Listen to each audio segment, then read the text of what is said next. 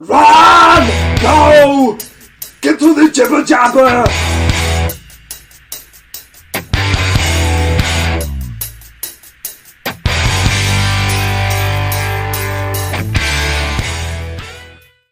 Hey. It's that episode before Christmas, episode 71 of Jibber Jabber Podcast. And today, as always, I'm joined with J-Mac. How's it going? Yeah, I'm not bad, man. It's Sunday night, and as always, looking forward to work on Monday. You fucking beauty. Yeah, absolutely. Well, not to fear, J-Mac. I'm here to set you in the great spirits. Maybe not of Christmas. It's not really a Christmas episode, but there's a lot going on in the world of film and TV, and there's a lot going on in the world in general. So we'll get cracked into it and kind of kick off this Jibber Jabber festive edition where fuck all's festive about it. But that's a nice breath of fresh air. Everywhere you turn, there's fucking Christmas songs playing and people doing Christmas specials. Let's just forget it. Yeah, and people doing podcasts with trees in their cam. Honestly, man, I pointed over the wrong shoulder. Yeah, Braveheart tree. In fact, there's tinsel on the Braveheart as well. It's like, how can you make Mel Gibson look harder? Tinsel. No. So how's your week been so far? All right? Yeah, not bad at all, man. We it's been a decent weekend. We went and met some friends, well, relatives sort of thing today, and exchanged some Christmas presents. This was at a nice wee what do you call it? Farm shop and restaurant thing. Thought might as well go while they're still fucking open, eh? That sounds because boring. We are going into another fucking lockdown. Hey, we're here to keep the spirits up of everyone. Yes. For everyone listening at home, everybody watching at home, for the next hour or so, you guys can just unplug from the real world and just enjoy some proper Scottish jibber jabber banter. If not, click a dislike and click the wee close icon. So let's get to it. Let's get to it straight away. We're going to kick off our topics of the week.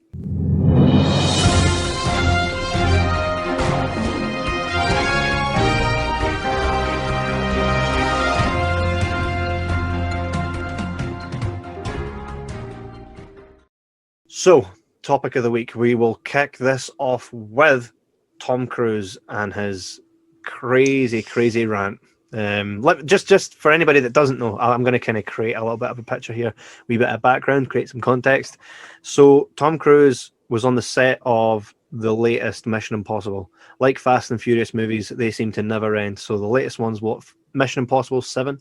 Yeah. And we got the whole Christian Bale kind of treatment, someone recording the audio, and Tom Hanks went, "Aff is rocker." Tom Hanks? Did I say Tom Hanks? Sorry, yeah, Tom Cruise, same thing.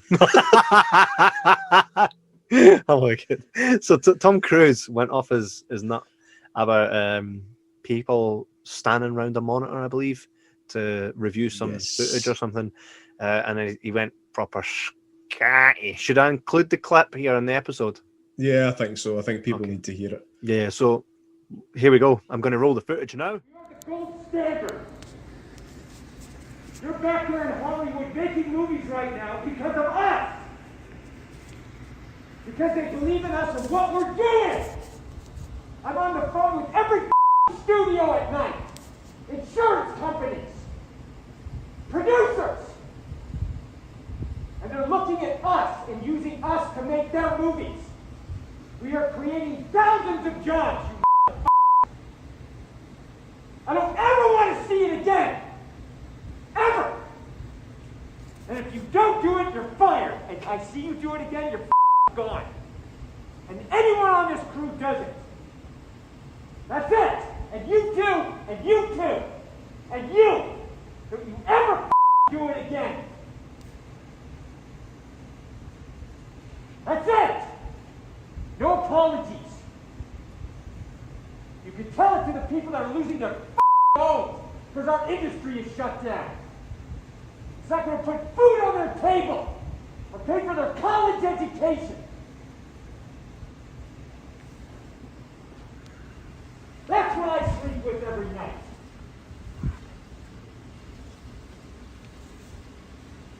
and the future of this industry. So I'm sorry, I'm beyond your apologies. I have told you, and now I want it. And if you don't do it, you're out. We are not shutting this movie down. Is it understood? If I see it again, you're gone. And so are you. So you're going to cost him his job. And I see it on the set, you're gone. And you're gone. That's it.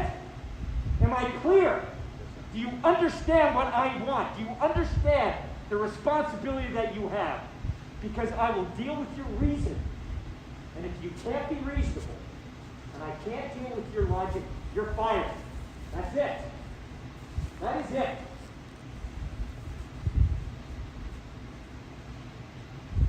I trust you guys to be here.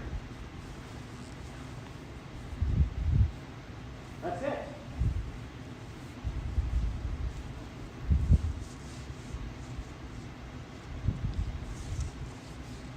That's it, guys. Wow, did he just he opened up a can of verbal whoop-air? Yeah, you can. There's something about that whole thing tells me he wasn't very happy. Well, right, okay, so right, so he's seeing people gather around the monitor, and the film industry is on its knees, and I think what's annoyed him is he's got a hand in the production of that, producing it in that movie, so he kind of wants it to kind of progress without any hiccups. So, well, give me your take on it first before I kind of put my two bob in. Right. Well, when I first listened to it, right, the first time I kind of clicked on it, I was like, "What's this about?" My first kind of instant kind of gut reaction was the same response to the Christian Bale thing. I was thinking, what a fucking over-entitled wanker. That was my first response. Having thought about it since, I totally get where he's coming from. I really do. I think there was a few things that he said where I was like, it's a bit much, man. What I get from it is it's probably been something that's been bubbling up. Like he's probably seen quite a lot of it, and this was the last fucking straw. He's probably had wee words with people before, and this is now. It's the usual, man.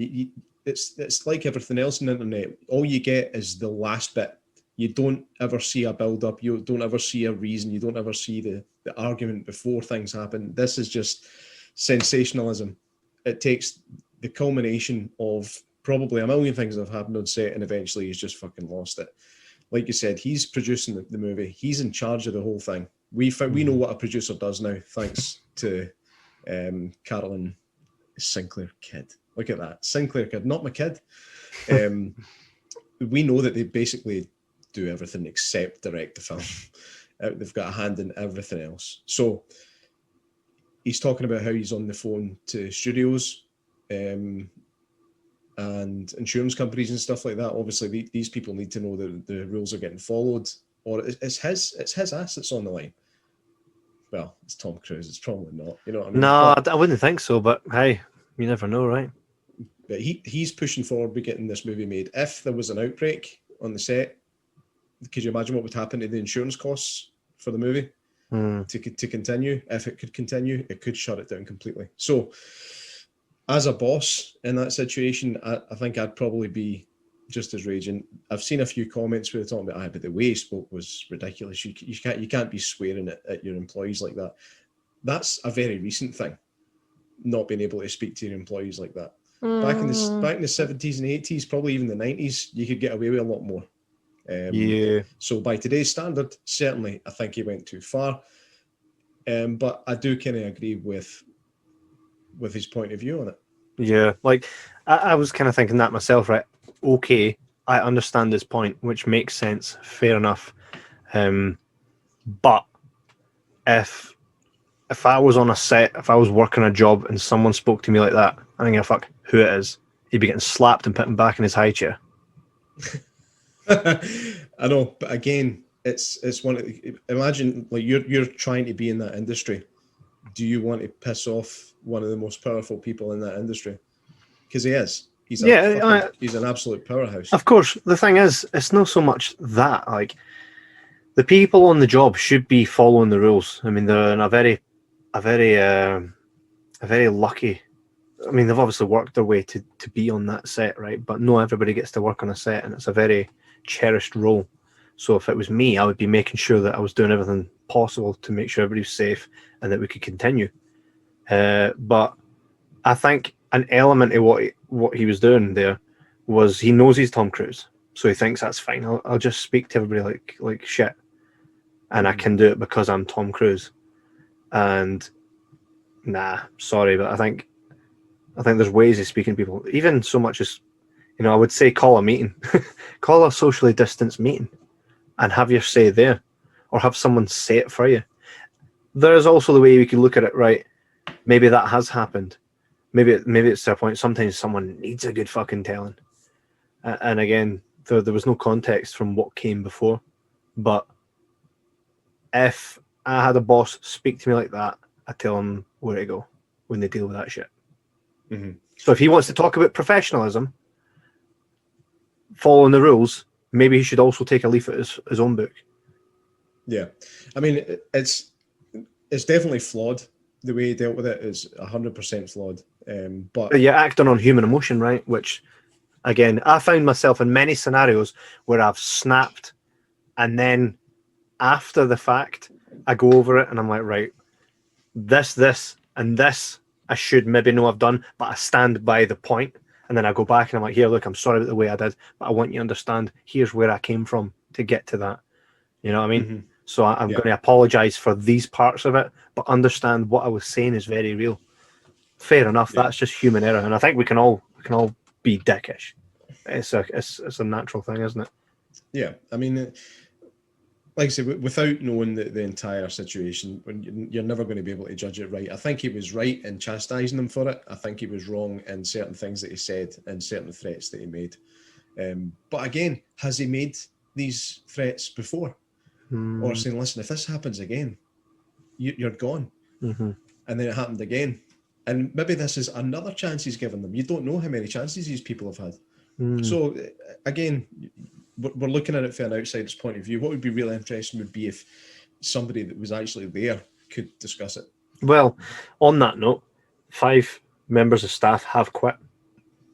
I think I did read that this isn't the first time, or that wasn't the only time that he had spoke to people like that, and 5 members of staff had quit. Had you seen that update? I'd seen the update saying that he had another rant after that one, and that's when 5 people quit. Yeah, and on top of that, in that situation, do you want to have it on your record that you were fired, or would you just quit before they could fire you? Again, we don't know the ins and outs. It'd be interesting to see what he says when he's, because at some point he'll be interviewed about that. There is a former Scientology church woman. She worked. Woman, a member, a former member of the Scientology. She's a wee wifey for the Scientology church. What was her name? Her name is Leah Ramani. Oh, Leah Remini, aye. Right. Aye. She's an actress. She was in King of Queens. Right. Well, she went on the record and saying that that's a load of shite, and that he's done that purely for publicity, because he himself, this is something that he's conveyed to the Church of Scientology, he himself does not believe in the virus or that it poses any kind of threat to anyone. Kind of makes you think, what's at work here? Is he kind of just acting it up for publicity? But she's not been in that church for years though. No, but I think she still has connections within it. I would doubt that. It's one of the ones where if you're in, you're in, and if you're out, you're fucking out. Aye. There's no treading water in between. If you're out, you get seen as what they call an SP, a suppressive person, and you are ousted. You're gone. To use Tom Cruise's language, so you are gone. And it's so I don't know so much about that. And even if he doesn't believe in the virus, which I would believe that he doesn't believe in it, because if anybody The thing is, I know why. Because the virus doesn't attack kids, and it proper went past him thinking it was a kid. It's like, yeah, we don't do children, man. He's like, see, no threat, man, no threat. No, I totally believe that he believes the virus isn't real, because if you can believe anything that's in Scientology, you will believe anything.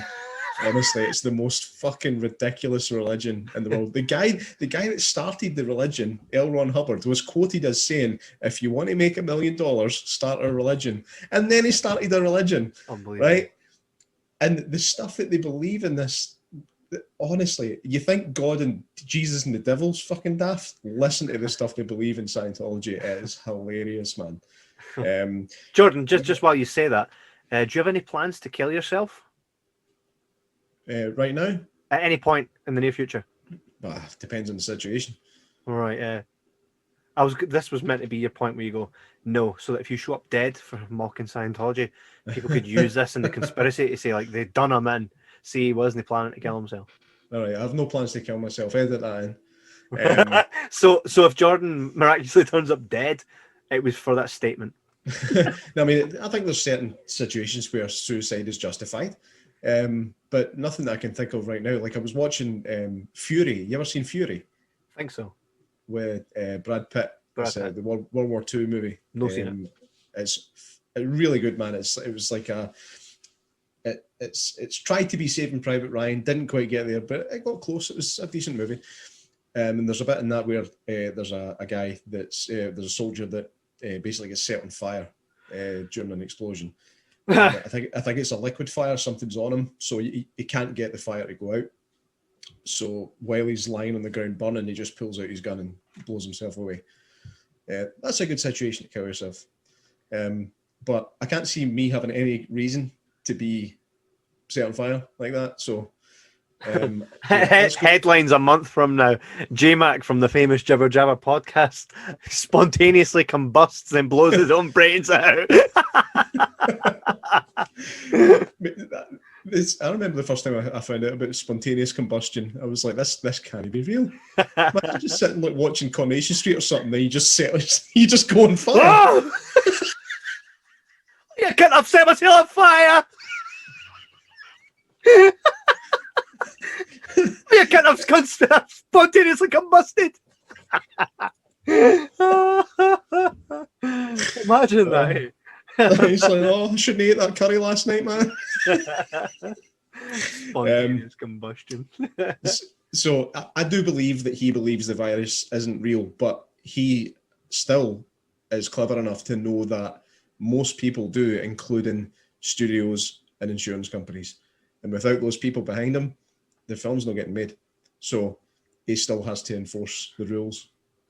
I mean, there's certain. I mean, I don't not believe in it. I believe in it. I know it's real. I just don't think it's as terrifying as it's getting made out to be. Mate, but that's not up to me. That doesn't mean that I can. That doesn't mean that I can behave how I want when I go to work. I still need to follow the rules. So, yeah. End of story. Aye. So to our next point. You've went really quiet, man. To our next point. Hearing me all right? Mm-hmm. Perfect. Hello. To my next point. The Mandalorian season finale just dropped on Friday there. And I know you know a little bit about it, but I'm going to walk you through exactly, for me, what this was like, because, as you know yourself, I really like Star Wars. Do you? Aye. So, get this right. Spoiler alert for anybody that's not seen it. Go watch Mandalorian, come back to here. Right, and hopefully by then J-Mac stops making noise with whatever it is he's fucking fidgeting with. I'm not fidgeting, I just moved something. So, get this right.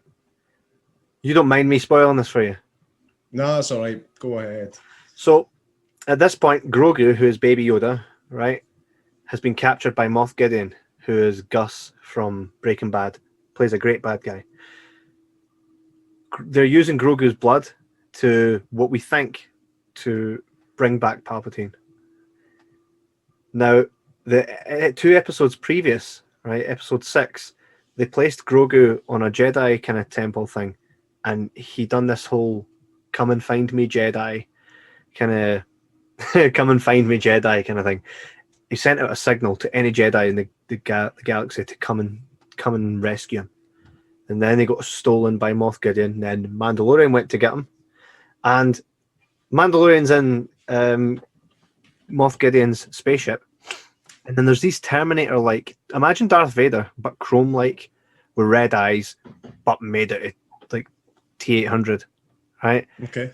And they're smashing these doors down. There's about 50 of them. They're smashing into the doors.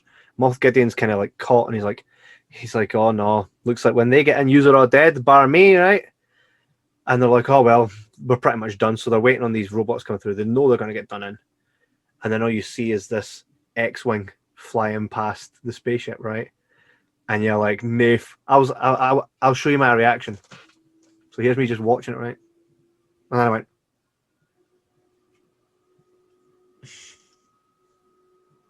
right? I was like, okay. Did I just see R2 on the top of that X-Wing? I know who flies an X-Wing, right? And then at this point, this is where it really got me, right? As the X-Wing enters the port in the ship, right? And the wee voice is going, identify yourself, and no one's answering, right? Grogu goes like this, who's force sensitive. Grogu goes, so I'm like, Grogu can feel a Jedi, right? Mate, then a hooded figure starts walking through the corridor. You're seeing him on the CCTV. He gets a lightsaber and starts just like cutting into butter, man, just taking these things down, right? Which for me was like, wow, this shows you how strong a Jedi was. Because when you watch Star Wars, you're seeing a Jedi among other Jedi. So you're like, oh, of course, they're just like samurai. But when you see them against people that are just normal, you see how really powerful they are. Does that make sense? Like if you were to, when you watch a ninja movie and everybody's a ninja, you just, okay, everybody's a ninja. But when the ninja takes to the streets and starts ending folk, you're like, right, the ninjas kick ass. You know what I mean? Like seeing a ninja that's going after some guy that's trying to get disability benefits he's not entitled to. Right, exactly, exactly. So Luke Skywalker's just like ending everybody. And he gets to the point where he's now ended all these T-800 lookalikes. And then he's at the door, and then they open the door, and then a hooded figure there. He's got a green lightsaber. He walks in, takes his hood down. Mate, what fan service! Luke Skywalker there. They've CGI'd his face like they did with Tarkin in Rogue One. Did you see Rogue One? I started it. Peter Cushing's character. Yeah, I've seen that bit. Right, that's really what they've quite done. good considering. Mate. Rogue One was a few years ago now. Mm-hmm. I've seen it picked apart. Like I've seen an effects expert kind of show you everything that's wrong with it. But to the untrained eye, it looks amazing.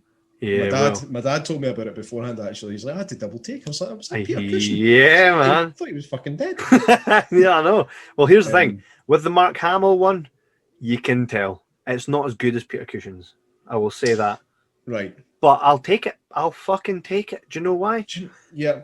Because the fan service in that, mate. Luke Skywalker comes in, and then Mando goes to him, "Are you a Jedi?" And he goes, "I am." And he starts talking to them, and then R2 appears out from behind him. I was like, "Nut, man!" Right? And for me, it's a really special one. Here's what I'll say about this. Right? Here's to summarize. That one scene beats anything Disney have done with Star Wars so far. Right? I think. I seen the meme that you posted earlier on that was really, really good. And it was J.J. Abrams at the top, and it said, nah, it's not possible to just give fan service and attract a new audience at the same time. It can't be done. Then underneath is Jon Favreau going, hold my beer. Yes. And mate, I sent a tweet out to Disney, and I was like, if you could just have Dave Filoni and Jon Favreau take over every Star Wars project moving forward, that would be class, thanks. These guys just get it. They get it, man. The simple nuances, right? From the way Luke holds his lightsaber. There's a movie does where actually Anakin done in Revenge of the Sith, right? Every single little piece of detail you can tell that it's coming from people that are major Star Wars nerds, right? And Yeah. that will appeal to people like myself that are Star Wars nerds, man. It just was perfect. And I'm like, right, I've never seen a bad episode of The Mandalorian. The Mandalorian, right, sits right atop of that pyramid of everything that's happened since the original trilogy and the original prequels. From there, moving forward, Mandalorian is the best. It's better than any of the movies. It really is. And that piece of fan service for me, man. I've watched so many reaction videos online, and there are grown men sitting there crying their eyes out, man. It's so class. I mean, I take it never affected you in that way. I felt very strong towards the scene. I've watched it like 9 times. Did you agree? It's like, no, he's got a heart of fucking stone. Look at him. I do not have a heart of stone. I'm very good at controlling the emotion. Kinda. That's been illustrated in many a podcast. I'm really good at holding myself together. I cried watching Up the other day. Is that your first time watching it? No, I'd seen it before, but it just, I don't know, man. It just kind of caught me at the right moment. I cried. I wasn't sitting, but I could feel it building up, and I was like, oh no, here we go. And I had that single Sinead O'Connor. Nothing compares to Up. Nice, man. And I looked over at the wife, and she's seen it, and then she started laughing at me. But then I looked close, and she was crying as well. If I'm gone, you're coming with me. Fuck you. It's class, man. But I'll tell you something.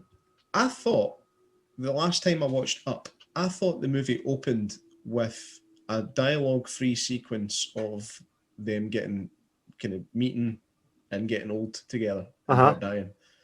Right, this one opened with a lot more. Like I was watching it, I was like, I don't remember this. That happened. That did happen. Like, at one point, it stopped. The dialogue stopped, and it showed you the life. But before that, there was a whole sequence of them meeting for the first time, and like she was like this wee adventurous wee girl that was hanging about. Yeah, I remember that. I don't remember that at all. And neither did my wife. To the point where we were like, is this like extra footage or something that we've never seen before? No, man, I remember that. Oh well, that was. I think I've only seen Up like twice. I said when we first started watching, I was like, this. I think this one by memory. I think it's quite overrated. I don't think it's as good as a lot of people say it is. But I sat and watched it all, and it was all right. I actually have a really good joke about Up. Go on then. It's just one of those off the cuff kind of things, right? Here we go. Ready for it? Mm-hmm. Rick Astley will lend you any DVD for his Disney collection, but he's never going to give you up. Oh, for fuck's sake. Yes, man. There's no response to that. Let's just move on to the next fucking thing. Yeah. Anyway, no, you're still talking about Mandalorian. No, man, that was pretty much it. I want you to watch it.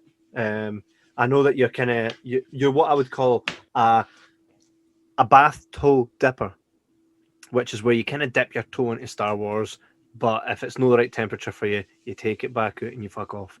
But if it is the right temperature, you'll jump in and have a wee soak. Yeah.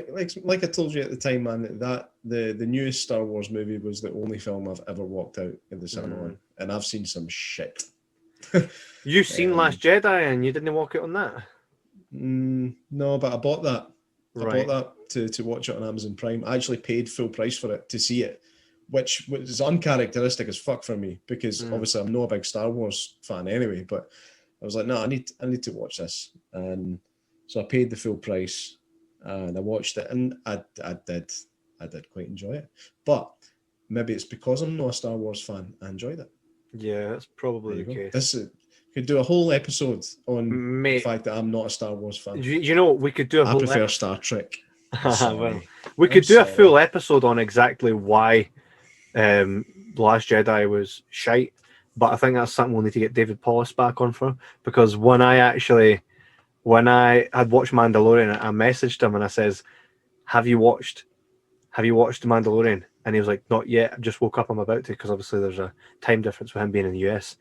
And he was like, I sent him pictures, like GIFs of like crying, you know, that scene with Matthew McConaughey and Interstellar, he's like that. Yeah. Well, I sent that to him and I was like, you in 20 minutes. I was like, future you in 20 minutes.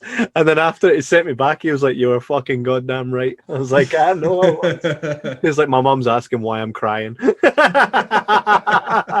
So yeah, I feel there are so many good Star Wars episodes out there that we can have with him on, which will be class. But so we'll kind of shoot forward to the main topic, the meat and two veg this episode. So today we're going to chat about the Amiga 1200. This is like the episode just turned a total corner. We've went from talking about movies to fuck it, let's talk about a computer from 1992 or whenever it came out. I can't remember. No, you're right. 92, man. I was 1 year old. I was 1 year old. Yeah. Well, the reason that we're going to talk about this one in particular is because we've probably mentioned on previous episodes at some point that I'm not a gamer either. Don't like Star Wars, and I'm not a gamer. I'm a total fucking outcast in modern day life. And part of that is because I never played a lot of the games that other people played when they were growing up, because I had the Amiga 1200, which nobody had. You can't, trying to find the sales figures for it was really difficult. I think I managed to find one sales figure, and it was for Germany, and it said I think they sold 95,000 in Germany. And I was like, okay, that tells me nothing. So I don't know how many were sold. I know there was at least one sold, and that was to me. I can create a little bit of background before we get into the heart of what that console is and what it meant to you. So the Amiga 1200 came out on the 21st of October 1992, right? Guess how much that motherfucker sold for at that time? £400. Fucking $399 for that. That was the cheap one. Wait, we'll get to it. That was the cheap version, mate, right? So this was it was like the next one up from the Amiga 500, right? Yeah. So it was going to be like what the PS4 Pro is to the PS4. Thing is, so it was done by Commodore International, and it came out in 1992 and was discontinued in 1996. And the reason being, it had a 4-year run, right, but flopped and sent Commodore into bankruptcy in 1994. That's sad. And do you know why? Sad. Do you know why though? And I think they rushed it. They rushed it out because I think they had plans for it to have better specs, to do better things and whatnot, but they rushed it to get ahead of another console. And I remember telling people with glee that it had a 2 megabyte RAM. It's got a 2 megabyte RAM, man. This thing will fucking function. Right, so I'm got before you've got more of a connection to this console than me, so I'm just going to kick it off by telling you what I remember, because I did have one, right? I'm going to kind of kick it off, and then we'll go down we'll go down memory road for you, because this is more significant in your life than it is with mine. I'll kind of just brush up on that with a couple of the consoles that I did grow up on, a couple of the games. But the Amiga 1200, and I'm sure that's the one I had, because I do recall it. I had RoboCop versus Terminator, and am I right in thinking Shinobi was also on that initially? I don't know, man. It's I think most of the games that I played on that I'd never seen for any other console. Right. I think most of the games never ported to other consoles. Yeah. There was probably some that did port in from other consoles to Amiga, but I don't think there was that many. What was that one you got me to play recently, and I sent you a picture of it? Oscar. That actually went on the Nintendo Entertainment System. Oh, did it? 100%. Mm-hmm. Excellent. Right, yeah. Okay. And I'm assuming it's sold like hotcakes for that as well. Well, here's the thing. I actually have a legitimate emulator. I've got quite a lot of emulators that I bought and paid for, so I'm not doing it like on the fly. And this emulator that I have for the Amiga has thousands of Amiga games, and I couldn't find it on that. It was actually the Nintendo Entertainment System emulation of that game that I turned on. But it works pretty much the same. But you know what's really strange about that fact is the fact that that character Oscar was, I think they tried to make that the Amiga mascot. He's on the box of the what I'm going to talk about in a minute. The Amiga. Well, let's go for it. So, as a child, I played it a little bit. I remember sticking the floppy disk in the side of the keyboard. I remember wondering, why do I need a keyboard? Because I don't talk about anything. I'm using this wee controller device and a mouse. So I remember wondering to myself, why do I need keys? And then I think before the game loaded, it sat on like a Matrix style kind of screen. And I could just kind of type and pretend that I was talking to a pen pal because I had no friends. So that's what I remember of the Amiga 1200. And this is the modern day version of that. And can I just point out, I had the Amiga 1200 when the PS2 was a thing. Like my friends had a PS2. What? Yeah, because my dad had the Amiga 1200 for ages, right? And I never had a PS2 at this point. I must have been, what, 10 or something? I never had a PS2 at this point. So my dad actually gave me his Amiga, and I played it for ages, because that's all I had. So, class. That seems to be the story. People only tend to play it because it's what they had. Right. Well, I was in there. You know what I mean? It was there. I played it, and you know, I had many good times. But kick it off for me. When did you get it? Did you ask your parents for it? Did it just show up under the tree one year? No, it just appeared. Basically, I'm going by memory. I can't be 100% sure, and I haven't checked with my parents, but I'm sure it was 1993 that I got the Amiga 1200. Now, it was a Christmas morning, probably about 5:30 in the morning, and obviously at that time, Christmas is really fucking special. So you're up at 5:30 in the morning, go through, get the parents up. The mum jumps out of bed. Dad's not giving half a fuck that it's Christmas, but he comes through eventually. Like he comes through when you're kind of 4 or 5 presents deep. You just know he wants to go back to bed, which he does eventually. He's like, right, he's done. He's done. He's done. Right, tidy this up. I'll see you at 11. So we all had our little individual piles for Santa. Right, so everybody had their wee pile of gifts, and there was one big box sitting on the drinks cabinet in the middle of the living room, and it just said the McCaig family on it. So this was a big gift that we all had to share, right? So we're like, what the fuck is this? And we opened it, and it was. I think I can't remember who opened it. I don't know if I did or if my brother did or my sisters, or if we all had a turn. I honestly can't remember, but I still remember what it looked like when we opened it, and it was in a box. It was an Amiga 1200, obviously made by, what was it, Commodore? Commodore. I kept saying Atari when we were first talking about it. I was like, Atari right. Amiga. I was like, that's not right.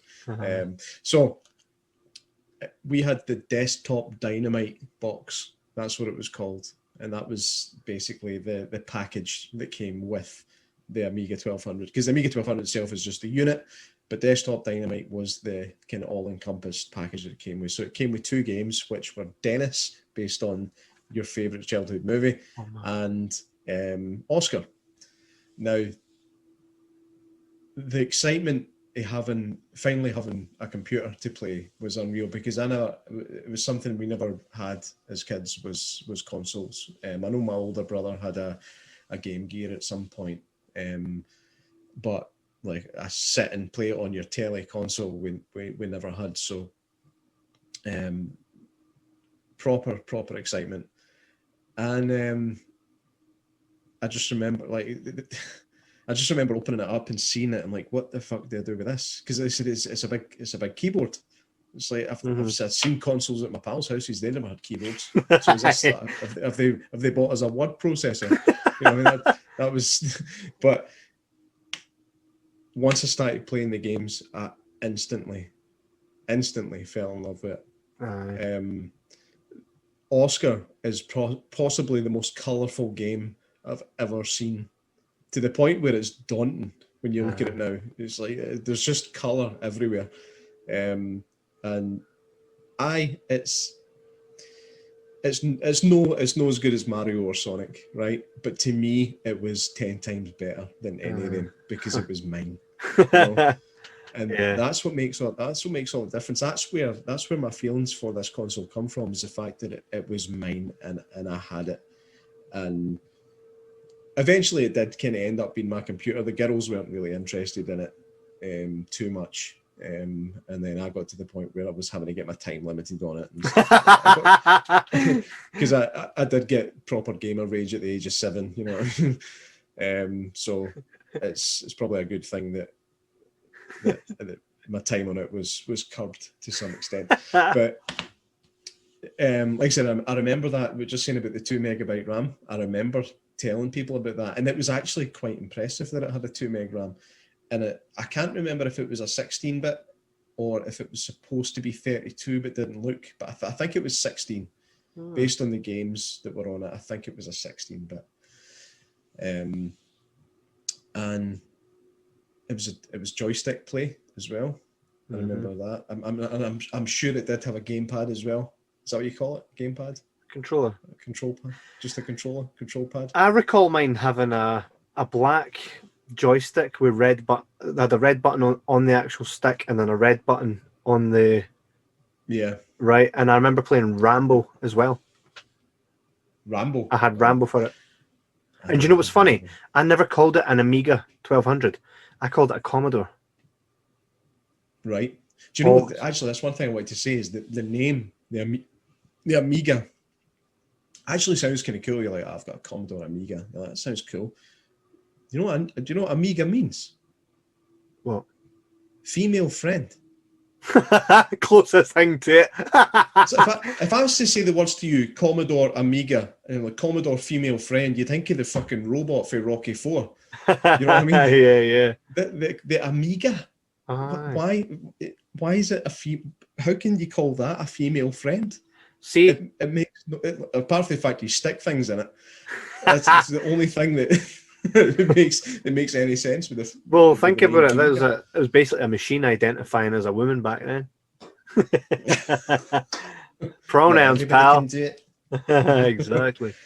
So, that was the 2 games that it came with. Obviously, over time, I acquired more games. I actually, to be honest, looking back on it, I think a lot of the games that I played were only demos. It was like discs that came for free with magazines and stuff like that.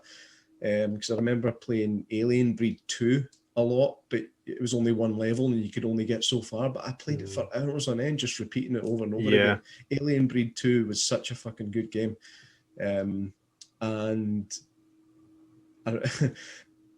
we had a janitor at school who, his name was Johnny Bell. You had Johnny Bell and you had Johnny Johnson, right? Johnny Bell was the sound one. Johnny Johnson was a dick, funnily enough. Johnson. So Johnny Bell found out, I told him in the playground one day I had an Amiga. He's like, I've got one, I'll bring you in some games. That was, hey, wait. Just nowadays, if a Johnny brings in a games for kids, right, but it just shows you a sign of the times, right? I know, this was back like where you could act like you were grooming somebody, but not. You know, and you could get away with it. This was back in a time where you could suck off the Johnny for a couple of games and they'd do it bat annihilated. For the record, that never happened. I never got any games. No, he sucked me off. He didn't. He was one of the nicest guys. And he gave me a load of games for it. He came in with it. Remember the old disc boxes where we could flick through it like a library index. Came in with one of them full of games.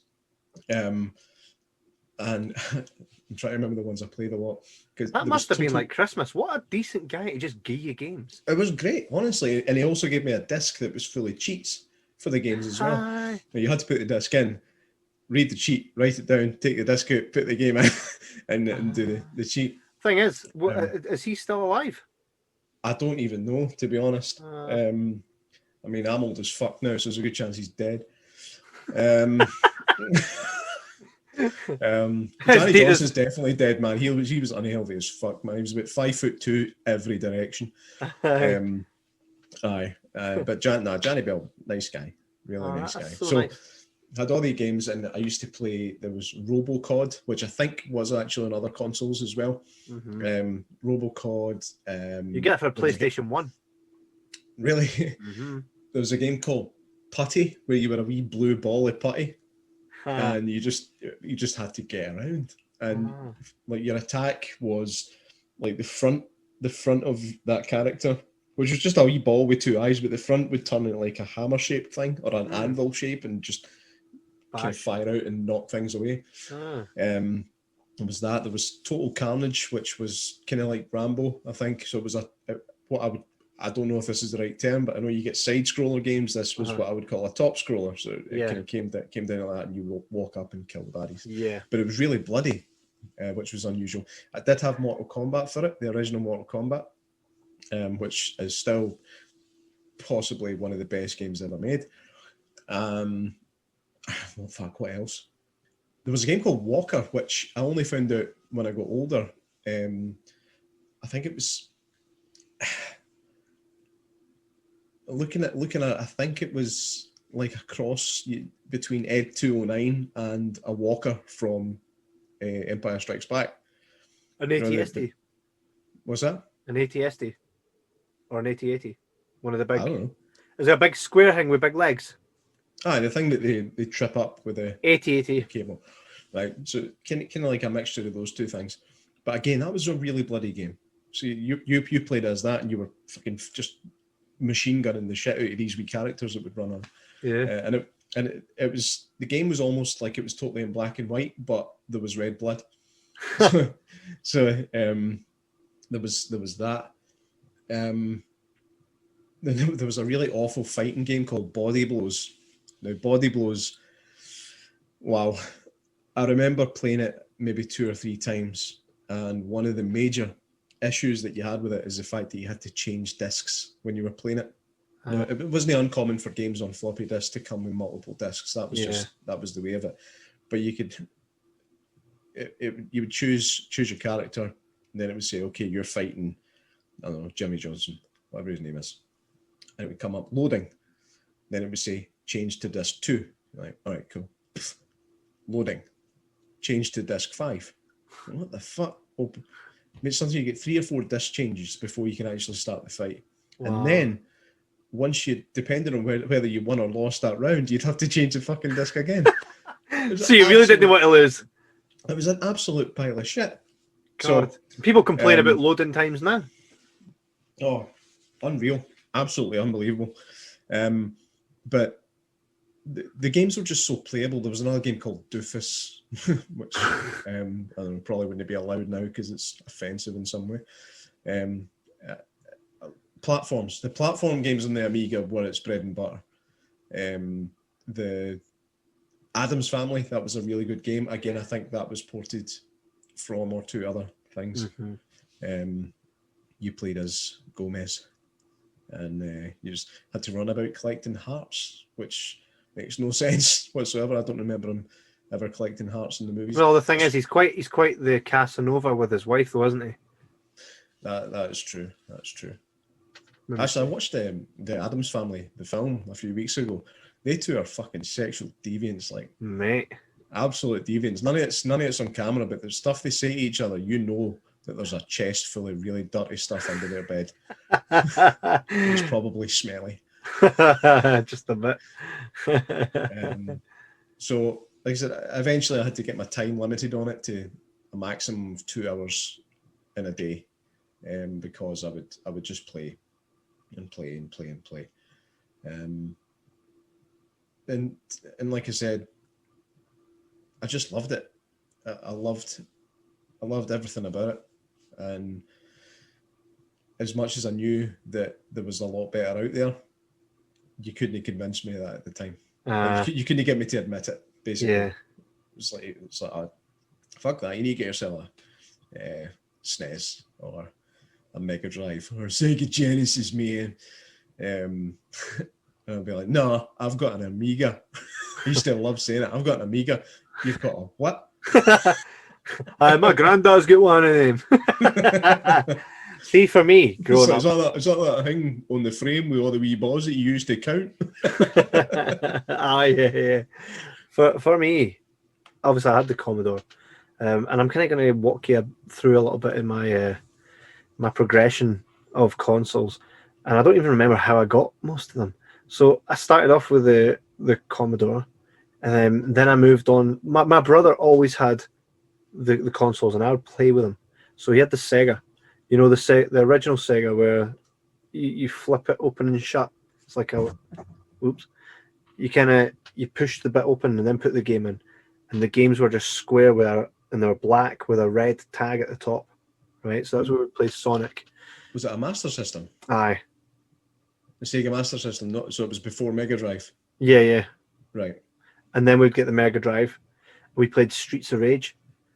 We played that forever, man. Streets of Rage. I was playing that when I tried to do a Twitch video the other night. For the yeah. I was playing it recently as well. You can actually get it on Steam. Did you get it on Steam? Yes. Right. Well, if you get it on Steam, you can actually multiplayer with anybody. They've got a huge Sega collection. I got the Atari collection, and the Sega collection has all the old Golden Axe, the original stuff. But so I got the Segas.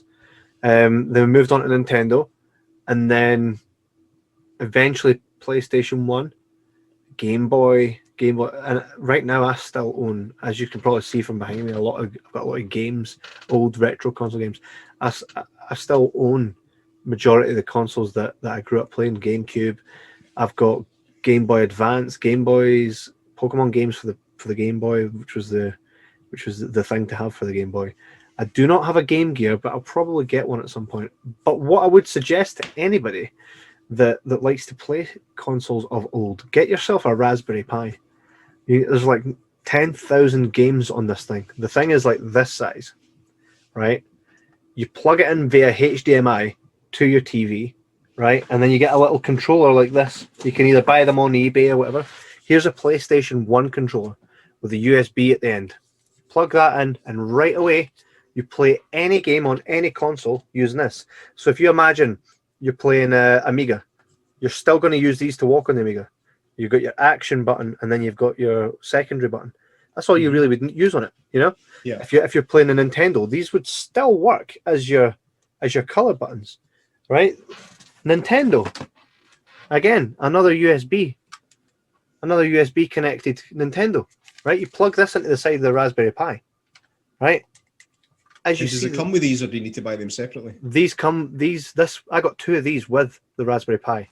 I got this with the PlayStation Classic, right? But the PlayStation Classic, you buy the PlayStation Classic, and it comes with like 10 games, right? Now, it flopped when it first came out because no 10. This is the games you get with the PlayStation Classic, right? It comes in almost identical box as the PlayStation, right? It has what, 1, 2, 3, 4, 8, 25. Right, right. So you got stuff like Metal Gear Solid, Destruction Derby, Crash Bandicoot, and whatnot with it. It's just some of the popular titles, right? And those are built in. Discs. Yeah. So you just turn it on. The disc drive actually doesn't open. The thing is only like, again, it's only a small little thing. It's not actually the size of a PlayStation. Is that to scale? Like if you compare the controller size to the aye. Well, the unit's sitting right there, but I don't want to unplug it.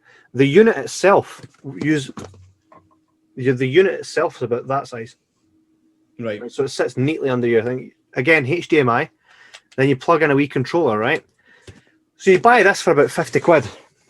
But then, the coolest thing is this. You can buy these on eBay, right? They're called True Blue. Crackhead. Sounds like a pregnancy test or something. Right. True Blue, right? The Weed Pack and the Crackhead Pack. 101 games, 99 games. This has your full collection of any PS1 game. Name a PS1 game. Die Hard.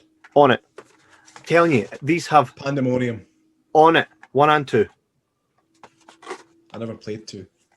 1 and 2 are on it, right? They literally have every game you can think of, from all the original Grand Theft Autos, Medal of Honor, Crash Bandicoot, Crash Team Racing, everything, right? You buy these wee things. Actua Golf. Yep. You chuck, isn't it, mate? It's got everything on it. You chuck these things into the port, and it basically updates your thing full of more games. That is what made the PlayStation Classic worth getting, right? But if you get a Raspberry Pi, you can get all that. Like, because the PlayStation itself is only for PlayStation games, but you get the Raspberry Pi, and you're just flicking through different consoles. You click on it, and then it comes up with thousands of games that were on these consoles. You name a console, handheld, Commodore, everything. You name it, it's got it. It's got the game on it. Now, they are quite costly, even though I did see one today on a marketplace for 80 quid. Exact same one as I've got, right? So someone's selling something they don't know the value of, right? And instead of the black shell, it actually looks like a mini SNES, right? But you buy that for about 250 quid, the thing I've got, and you don't ever have to buy an old console. Basically, from the PlayStation 1 downwards, right? There's GameCube on it. No, Nintendo 64, sorry. It goes as high as Nintendo 64 PS1, but I prefer to use that in my actual Nintendo 64. But anything below there, if I want to go back and play Streets of Rage, if I want to play Rocky, I want to play Friday the 13th, Nightmare on Elm Street, everything. There's games on there I didn't even know were actual games. Until I was like, no way did they make a game of that. No way did they make a game of that. You know what I mean? Well, here's one thing. I've been watching a lot of Angry Video Game Nerd recently. And I actually really enjoy the videos. One slight bugbear is that he's done a lot of reviews of a lot of the games that I used to love, and he hates them. But that's a personal thing. But he was talking about the fact that there's this one specific company that used to make basically all the games that were games based on movies. It was a company called LJN. Right. And apparently every game that they made was fucking rubbish. Like, it was very rare that a game based on a movie was actually good. Home Alone was class. See, actually, Home Alone. I seen that. I think I seen him playing that actually on one of his reviews. Moonwalker was shit hot. And that looked just like Dennis. Probably. A very, very similar gameplay. Yeah, I remember playing Home Alone, and when the bandits got you, they would hang you up on a hook in your house, like on a door frame. They would hang you up if they got you. Thingy's good. Thingy's really good. Moonwalker is brilliant. Imagine listening to. I remember that for the Master System. I think my mate had a Master System, and I used to play that. It has a lot. See, that was the thing. I did have a lot of friends who did have the consoles that I didn't have, and I would enjoy playing them. But when it comes to things I've owned myself, the Amiga was the first. We did have an Atari 2600 as well, but that was obviously from years before. But I used to love playing that. There was games on that like Decathlon and Jungle Hunt and stuff like that, and they were all Sensible Soccer. Try and play, mate. I've got all that stuff on Steam, right? Because I got a big Atari pack. Oh, fucking hell. But after the Amiga, the first console I ever got after that was a PS2 when I was 18. I just went through a long period of only playing the Amiga, then playing nothing at all, and then I got a PS2 when I started earning some money. And there was a couple of games that I would play a lot. Go on then. Fucking Tiger Woods Golf or something. Yeah, old man. That was one. Another one was Batman Begins. Mate, I've got that right there. I've got it sitting right there. Love that. My favourite Batman game is Batman Begins. It was really good. Really, really fucking hard, but very good. Oh, it was bloody brilliant. Prince of Persia Sands of Time. I've got Warrior Within, but Sands of Time was actually really good. I remember that. I really, really enjoyed that. But yeah, I'm not a gamer now. The only games that I play now are the games that we're talking about. Well, who says you can't go back to play these games? You know what I mean? I've got into quite the habit now of collecting old consoles, like I'd shown you. I like to go back and revisit the nostalgia. It's still fun. I don't mind. I'm a movie guy, man. I think I think I'm always going to be a movie guy. That is my thing. Games, they hold a slight amount of appeal. I'll play them for a wee while, but I get fed up very quickly. the size of my hand. And like my kid, he plays Donkey Kong Returns on the Wii, and I'll play that for maybe 20 minutes. Then I've had enough. It's like I won't sit and play it for a long time. I can't do it. Well, I can only. I would say that as well. I'm not someone that can sit and play a game for hours and hours and hours, especially with the kind of life that I have. But I do like to. I'll take an hour or two. My wife's a teach. My wife's a teacher, and she says that the amount of kids that show up to class having not slept because they're up all night playing games. Wow. Do you know with each other? That kind of makes sense. When we were younger, we couldn't play a game with our friends that weren't in the same house as us. But like me and my brother, and that when my mum used to come in and say, "Right, guys, TV off and whatnot," you should go back to the living room. And we would get 20 minutes, and then we would get up, turn the TV on, turn the sound right the way down. And then we would sit there playing Streets of Rage into the dark hours. But we had to get up in the morning and act like we didn't. And the minute we heard our door squeak open, holy shit, we had it down to a mission, man. And if anybody listening done this similar thing with their siblings, please write in and tell us your experience. But I remember this. I remember to a T, it was like this. Okay, let's plan this out. If we hear anything, anybody comes, you put the controllers back, I'll hit the TV, boom, right? It was like such a well choreographed back into bed, right? It was like TV, controllers down, boom, both of us in bed, right? So that when my mum or dad came... That sounds like my porn routine.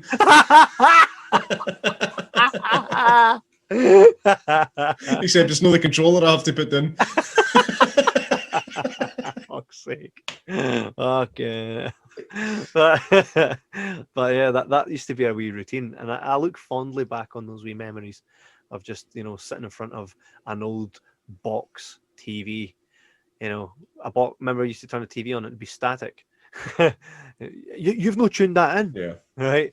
I used to look forward to turning on the Sega, you know what I mean, and just playing it with my brother. What channel's it on? 68. Why is it on channel 68? I know. And if you didn't have a remote, I don't know. My dad done it. If you didn't have a remote control for it, you'd have to sit and do it manually on the TV, which would be a pain in the balls. A remote control. A remote control. Remote control. A remote control. Or the doofer. But mate, I look fondly on that. Aye, I mean, going back to the Amiga, the main subject, going back to that for a minute, if somebody offered me one today, I'd take it and I'd play it. It's like, even the action of putting the discs in, that's a nostalgic feeling now, because you don't really have to do that anymore, man. And it's like putting a VHS in. You lent me a VHS player so I could try my Terminator VHSs that I bought at a fucking antique shop. And the feeling of putting a video in was just took me right back to my childhood. Did you ever have to wrestle a videotape? Did you ever have to wrestle a videotape out of the machine, right, where you could see that the ribbon had been stuck? So you're like, oh, this could go one or two ways, and you carefully try to pull that ribbon out in case it snaps. Did you ever have that? Yeah, I remember a good few. Yeah, I remember a good few tapes getting chewed up. That feeling that you would have, right, when you pulled a tape out and the ribbon was snapped. It's like with floppy disks. Like if one of your mates was over or something, and he'd be sliding that thing back and forward. Like, Denny! What the fuck are you doing? In my game, man! And then you'd see a fingerprint on it. No. What was the storage capacity on those? It was kilobytes. And what, man? 2 kilobytes? It was. No. It was more than that. I think you're talking maybe 32 kilobytes or something like that. But this is an interesting thing, right? We're not going to go into much longer here, but just to talk about the difference in the skill when it comes to programming back then compared to now, right? You download a game that looks like a 16-bit game or an 8-bit game onto your mobile phone. That's easily a 50 megabyte file for some reason. Those games back then were kilobytes, not even 1 megabyte for an entire game. Like Sonic the Hedgehog, 64 kilobytes. If you were to download that on your phone, you could be up 100 gigabyte. I don't understand what's gotten lost. It seems to me like back then, because there was so little space to work with, they had to be really clever with their programming. Now there's so much abundance of space and memory and devices now that I think they're just lazy, and they just program it as quick as they can without looking at having to compress anything down. It's lazy programming, and I think that's why the files are so big now for modern games that look just as bad as the old ones. But that's a wee sidebar. So the Amiga, fucking get one if you don't have one. They're like And 400 one. So If you do get one, give me a shout and I'll come to it because I'm the fucking buying it. I would definitely just say get a Raspberry Pi because you can play everything and it's neater, it's tidier. You can play it on your projector, right? Yeah. Get a Raspberry Pi, plug it in via USB. You'll get all the games, the same visual experience, the same pleasurable experience of playing the game. You just don't have to take your floppy out and shove it in. Well, mate, whenever Mein Führer Sturgeon lets us all see each other again, We'll bring it over. We can bring it over and we'll get it plugged into the projector. And we'll live stream it. Aye, it'll be quite class. That'll be a giggle. So to top the show off here, we're gonna head to the final segment of the show, which is Chat.Marketplace madness.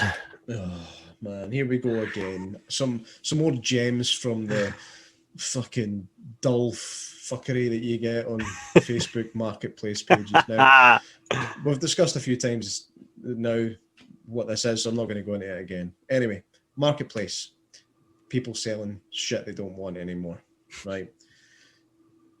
The example this week is going to show up just, I keep pointing the wrong way, it's going to show up just here in a minute. On his face. I seen this, I think it was 2 weeks ago, and I took a screenshot of it, and I thought, we need to talk about this one.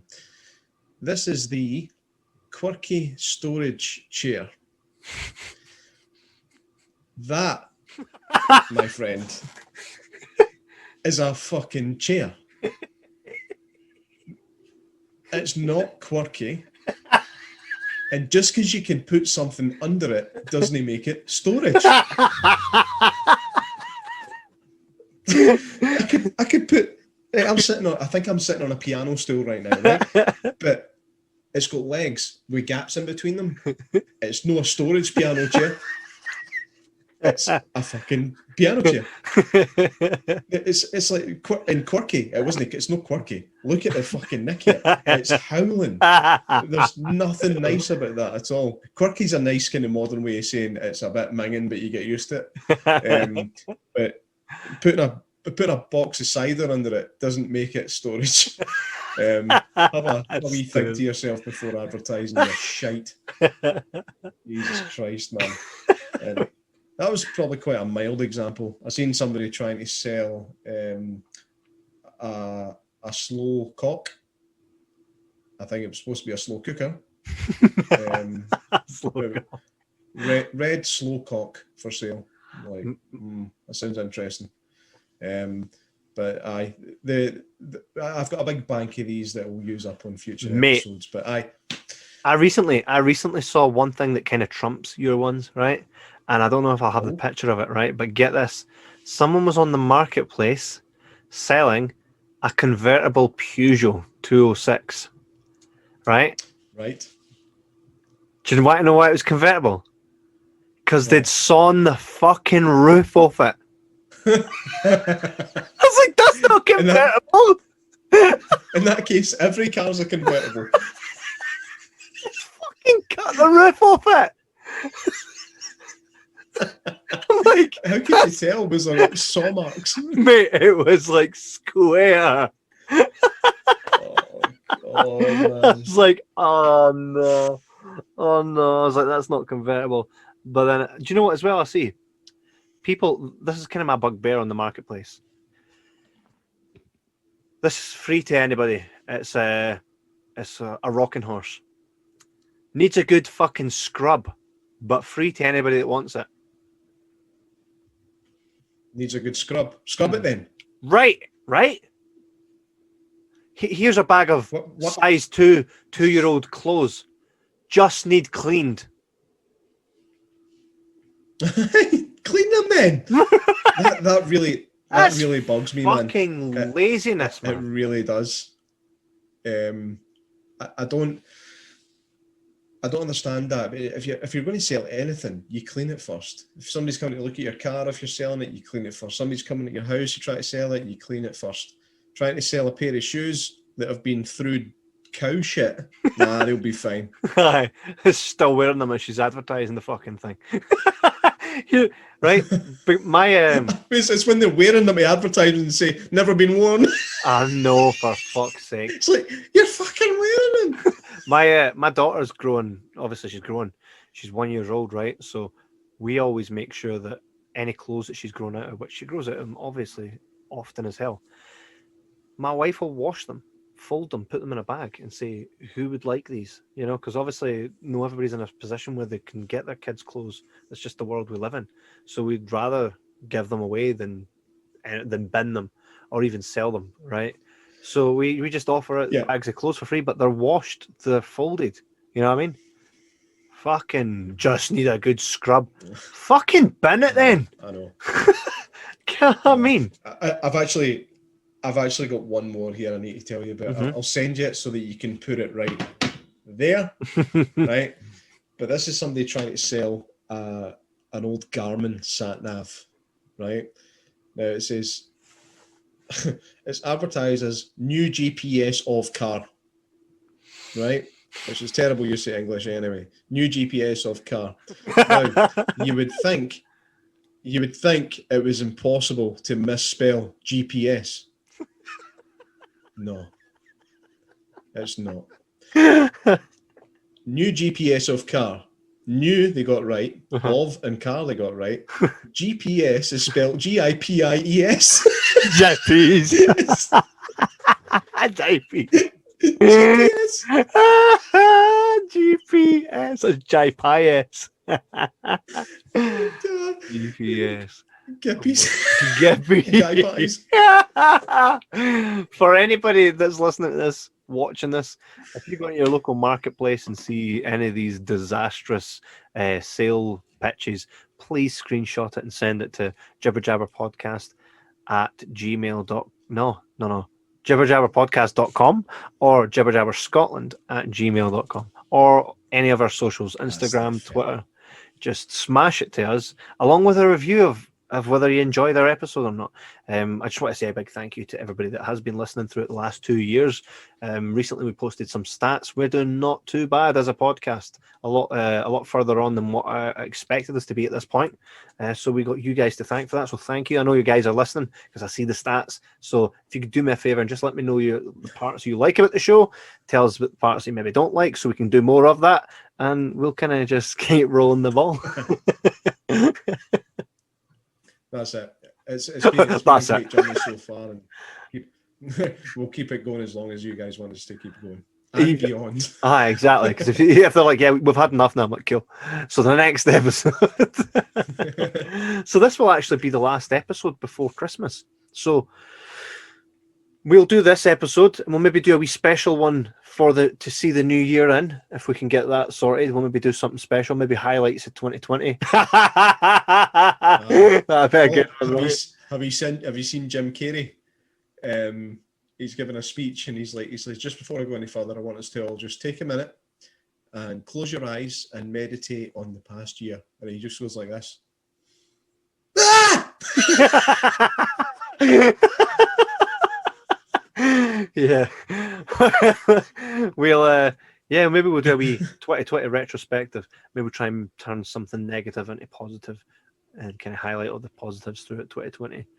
But that'd be pretty cool. So if you guys, there's been a lot of positives in 2020, mainly COVID tests, but there you go.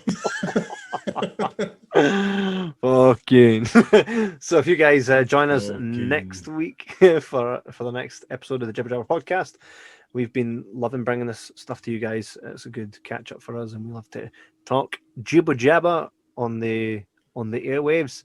So thank you again, and we will see you. In fact, you'll see us and hear us next week. Make sure you check out the Jibber Jabber podcast on YouTube, where you can see this episode. Thanks again for listening. If you're just downloading it, because we know you guys still do that. Some people prefer to do that. Cool stuff, man. And thanks. and we will see you on the flip side. Run! Go! Get to the Jibber Jabber!